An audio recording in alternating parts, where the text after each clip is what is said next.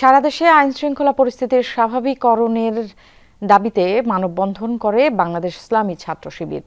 বিকেলে জাতীয় প্রেস ক্লাবের সামনে আয়োজিত মানববন্ধনে এই দাবি জানান।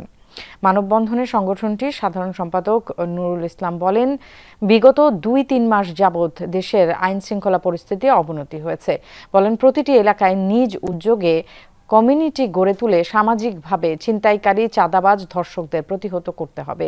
এ সময় তিনি আইন শৃঙ্খলায় নিয়োজিত বাহিনীকে আরও সক্রিয় হয়ে জনগণের জানমালের নিরাপত্তা নিশ্চিত করার আহ্বান জানান।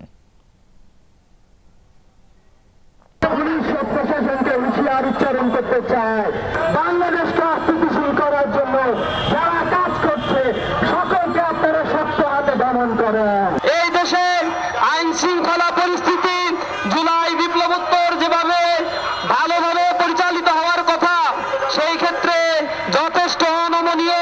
আমরা সরকার